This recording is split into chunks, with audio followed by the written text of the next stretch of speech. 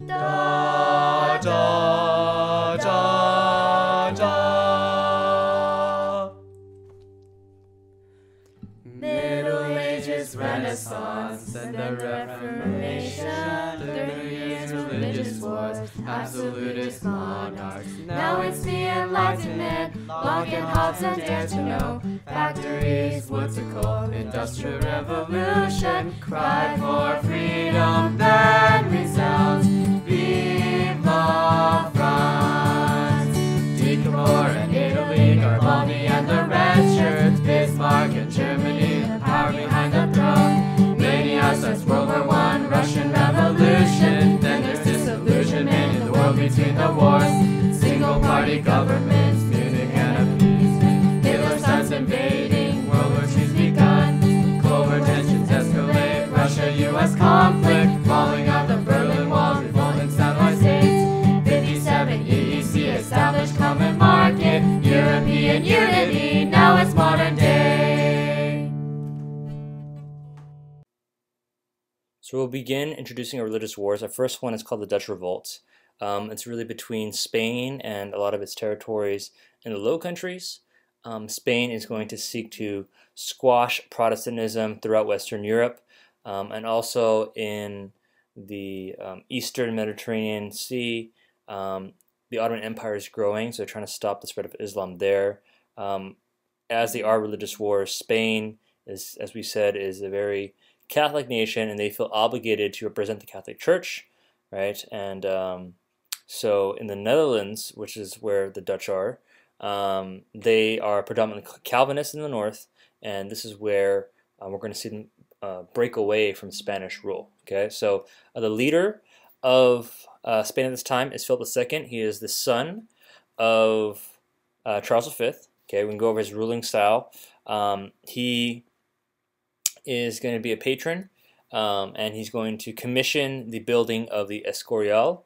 It's basically a palace, right? But it's not just like any typical monarch's palace, but essentially it's representing the Catholic faith in the sense where it also serves as a monastery and also a mausoleum, which is like a tomb to carry and hold a lot of the bodies of clergymen and royal family members and stuff.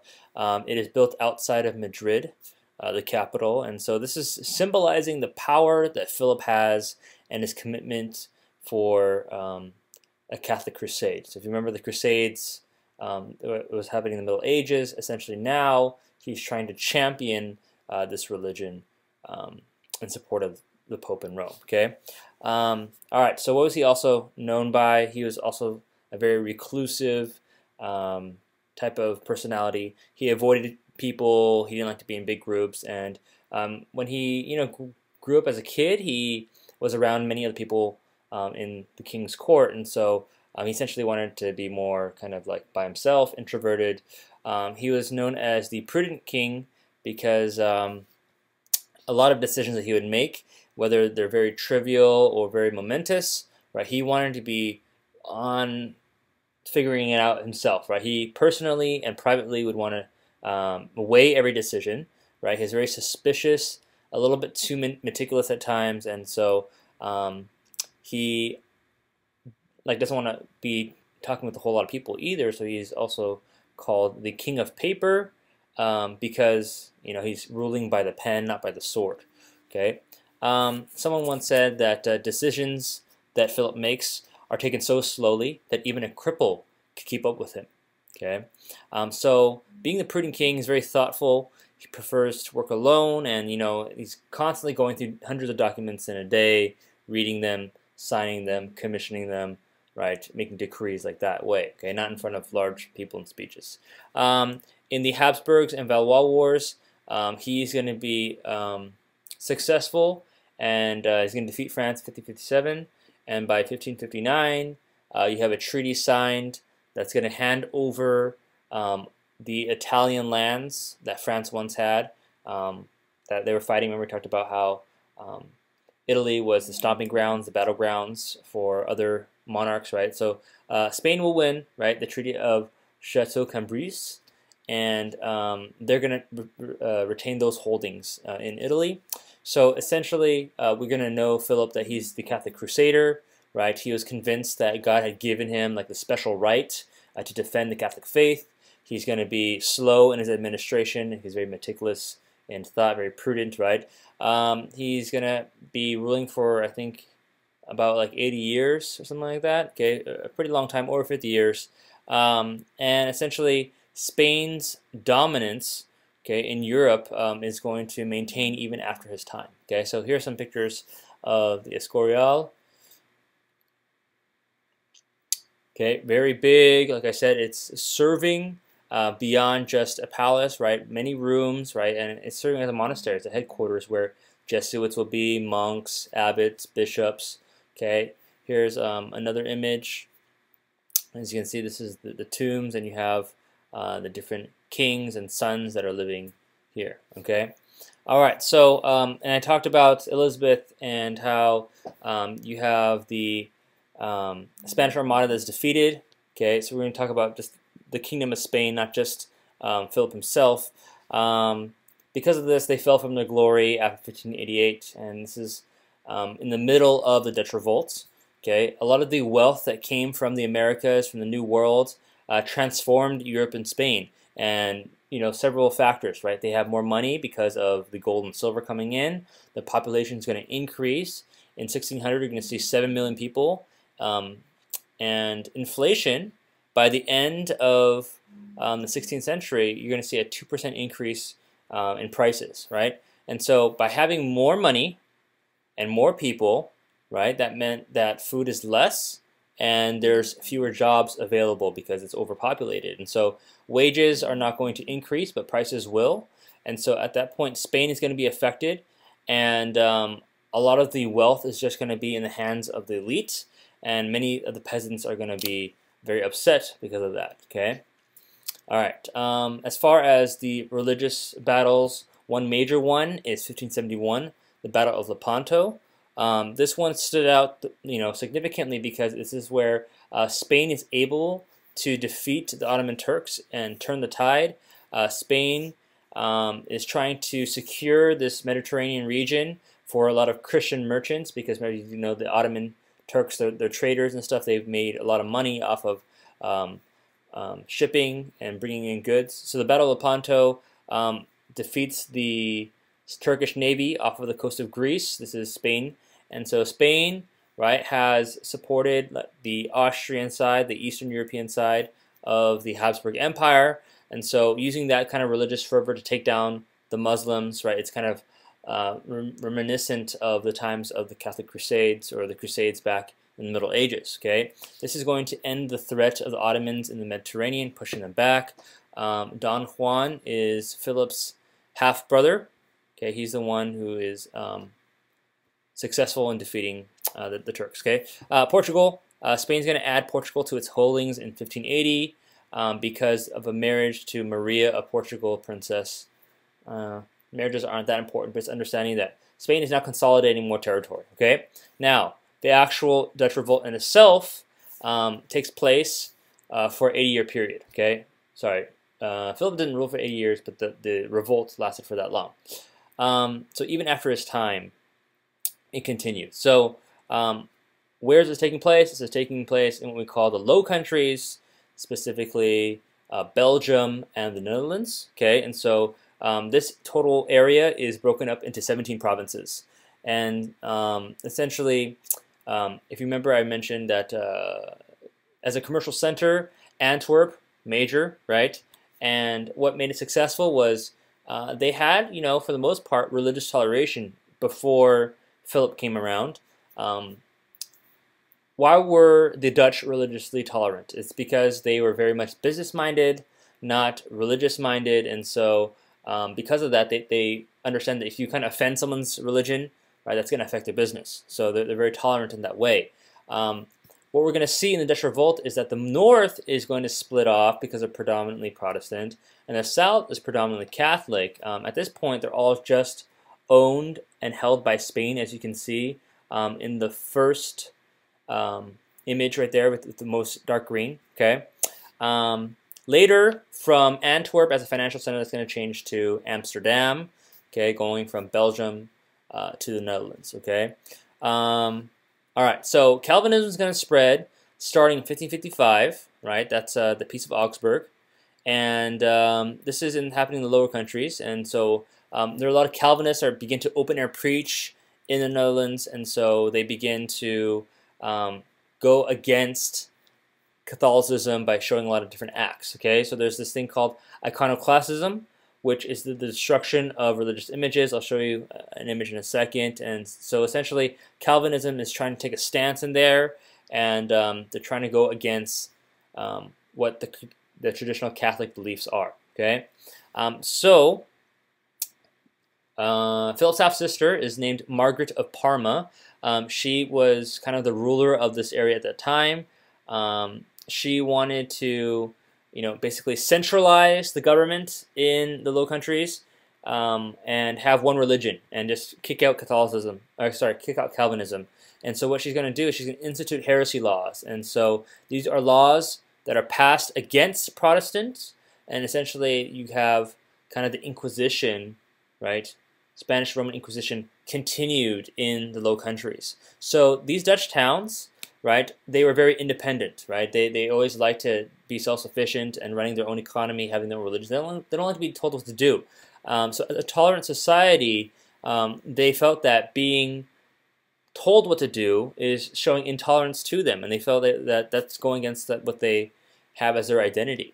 Okay, so by 1564 and 1565, you have a lot of Calvinists are starting to rise up, and they want to have Margaret end these heresy laws. And so, as I said, iconoclastism or iconoclastic fury, okay, is coming through, where people are open air preaching, right? They're going into churches, they're destroying a lot of these Catholic churches because of the art and the decor, and saying, oh, this is all these different images and icons that's going against Protestant beliefs. You shouldn't be having all these images because it's showing superstition of tradition, and like a lot of the images of the saints and stuff, they would kind of smash it or burn it.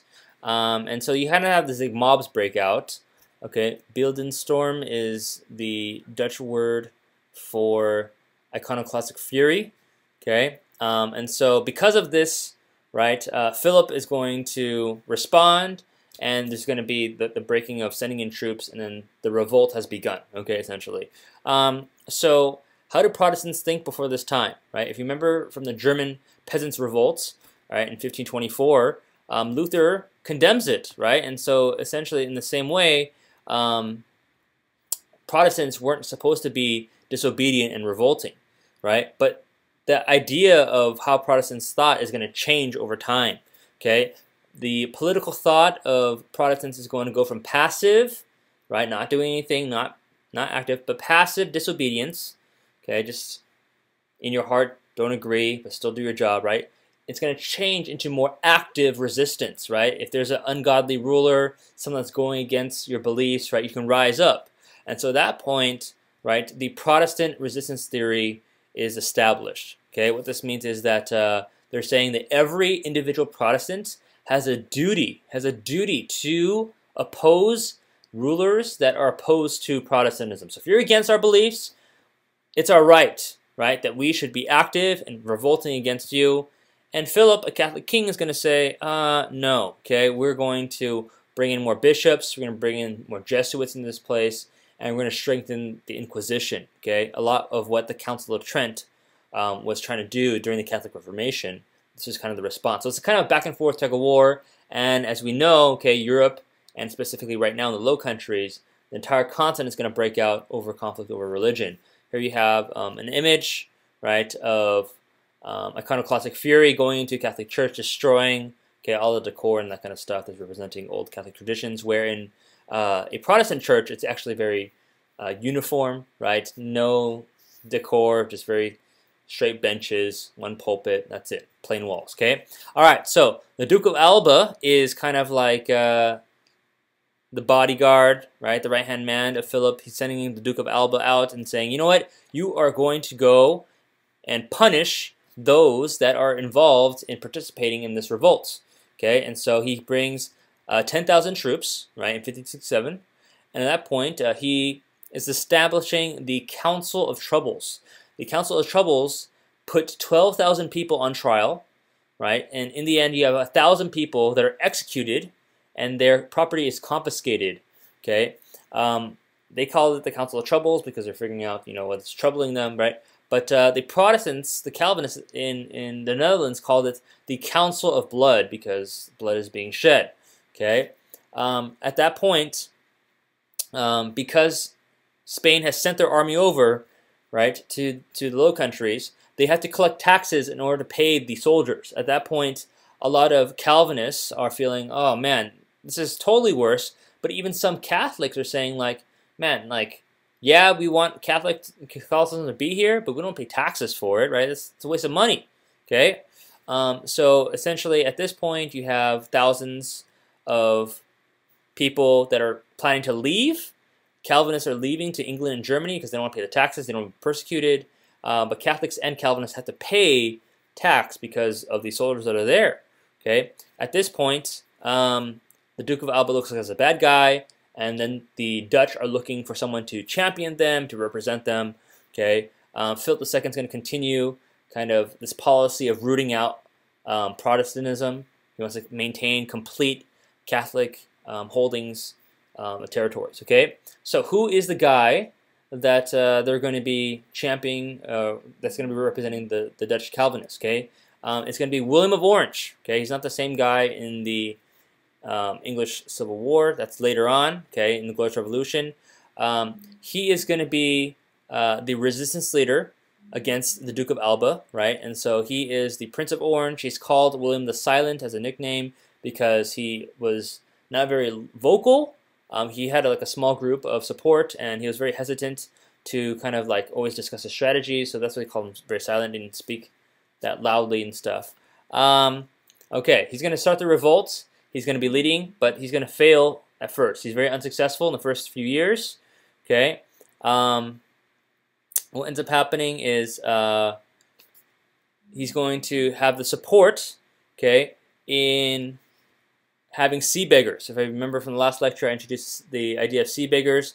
They are basically pirates and criminals hired from England, right? They're exiles and prisoners and stuff. And also from the Netherlands, the Dutch, right? Together, they are trying to steal Catholic property in supporting the war, okay? Even though William of Orange is unsuccessful early on, okay, later on he's going to be having a change where he's presenting his campaign to fight against Spain in a more of a patriotic way, not so much religious, okay? But primarily it's more of a nationalistic, like we are Dutch, and then secondary, we are Calvinists, right? And so many people were kind of anti-Duke of Alba at that point. So in 1574, right, the people of Leiden, which is a city in the Netherlands, right, they begin to revolt by opening the dikes. So dikes are basically like little walls made of like wood and land and stuff that are preventing the land from flooding. So the reason why it's called the Low Countries is because the sea level is very low, right? And so like the shore is right there. So by like removing the dikes, right, all the water is coming in and flooding, and that's going to be harmful, right, for the Spanish soldiers because they can't fight at that time. So the Spanish soldiers are rendered useless, and at that point, they were not paid. Okay, so what happens is these soldiers are supposed to be getting tax money to get paid. They don't get paid. They get pissed off. They begin to loot the towns, and that's what we call in 1576 the Spanish Fury. Okay, the Spanish Fury is going to last for 4 days, and they're pillaging these towns. They're pillaging Antwerp, and a lot of these wealthy cities, right, are seeing masses of people are dying, 7,000 people, and a third of a city is destroyed constantly. There's all these atrocities, and Margaret of Parma, right, half-sister of Philip, is saying, you know what, I have enough, I'm going to resign, okay? And basically the Spanish army is kind of leaderless at that time, okay? So what are the results of this? Because the Dutch are successful in taking out the Spanish army for that period of time, right, they established the Union of Utrecht, which is all of the United Provinces in the Netherlands, the northern part. They have come together. These provinces are not separate anymore, but they've come together. 7 in the north are going to be fighting against, okay, Spain. They banded together. In the south, they have not agreed to that because there's still a large Catholic population. Okay, in 1581, Philip is going to label William of Orange as an outlaw. He's heretical, right? He is the main source and problem, and Philip is going to put a bounty on William's head. Okay, William is kind of like mocking him, and he responds in his writing Apology. It's a piece where he's accusing Philip of being a bad ruler, being incestual, being an adulterer, being a murderer, and he's really mocking him, right? At that point, in 1581 as well, the United Provinces has officially declared its independence, okay, from Spain. We're no longer your territory. We're our own. We're our own nation, right? And we're a union of this, okay? William of Orange is going to be assassinated in the city of Delft. The reason why this is a significant event is because who kills him? It's an extreme Catholic, right? So a Catholic extremist has come, and this is kind of like what sparks even more fighting, okay? That extremism is matched with more extremism, okay? All right. That's good. All right. Let's finish this up. So Philip is able to regain the southern provinces, as you can see in the green, okay? But in the north, right, in the blue, the United Provinces, this is all Catholic. In the south, it's going to be majority, north is Protestant, south is Catholic, okay? Let's see. So Philip is going to try to reunite both. He's going to fail, okay? And as you know, in the Spanish defeat of the Armada, he's going to try to bring his troops to the Spanish Netherlands, which is this Belgium area, the southern part, right, and bring his troops to fight over with the Armada, but he's unable to invade England and he fails. 1592, the Netherlands is going to officially drive out all the Spanish troops from there, and Calvinism is now official religion of the North. Now, they're still tolerant, okay, they're allowing Catholics to still practice at that time. In 1596, England is going to be recognizing the independence of the provinces and saying, oh, yeah, we support you, right, anti-Spain. France, 1596, we support you, right, anti-Spain. You guys are Calvinists. You guys are officially your own country, okay? Philip's going to die in 1598, but his empire is going to remain intact. And at that point, it's not until 1609 where you have a truce, right, truce between Spain and the Dutch Republic, the United Provinces, and it's not until the end of the religious wars in 1648 where it's the full recognition that the Low Countries are now at peace. It's officially in writing.